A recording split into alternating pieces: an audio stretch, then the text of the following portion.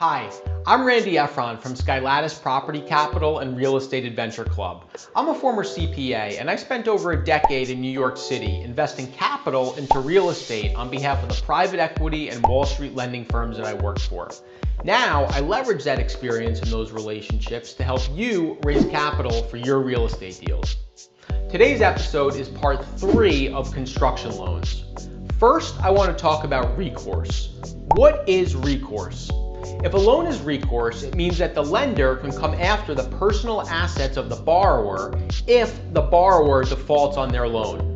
If a loan is non-recourse, the lender cannot come after the borrower's personal assets and can only foreclose and liquidate the property that it lent money against. Said another way, recourse means that the borrower is personally guaranteeing something. Now, there are different types of recourse, but typically, when people in commercial real estate ask if a loan is recourse, they are asking whether or not there is a repayment guarantee. A repayment guarantee is the borrower's guarantee to repay the loan.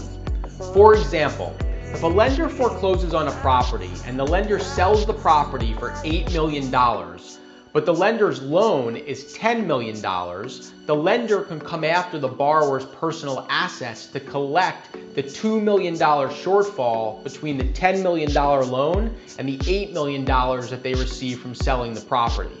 If the loan is non-recourse, the lender's only collateral is the property.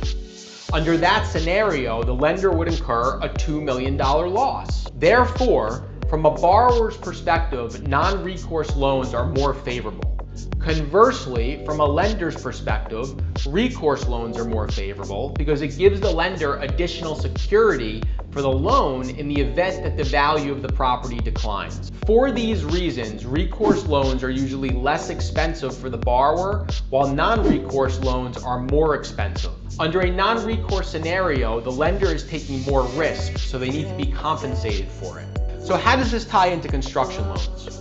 Well, construction loans from banks are usually recourse, while construction loans from higher priced lenders can be non-recourse.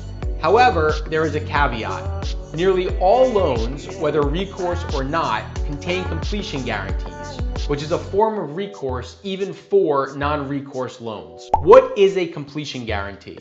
A completion guarantee is issued by the borrower to assure the lender that the project will be completed on time and on budget in accordance with approved plans. If the cost of the project exceeds the budget, the borrower will pay the increased cost out of their own pocket. Why is this important for a lender? Well, if you think about it, the lender is making a loan to the borrower based upon the assumption that the project will be built as planned.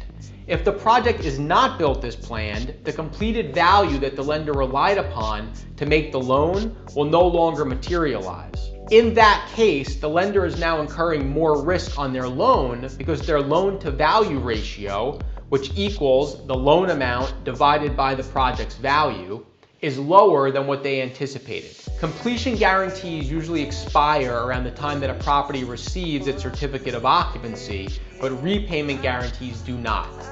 Therefore, repayment guarantees are substantially more burdensome to borrowers than completion guarantees. There you have it. Between this episode and my prior 2 episodes, you should now have a good high-level understanding of construction loans. Please click like, subscribe, or follow if you would like to stay informed about new episodes, or send me an email at randy.efron@skylattice.com if you need help raising capital or would just like to leverage your time better without incurring any overhead. Thanks, and I'll see you next time.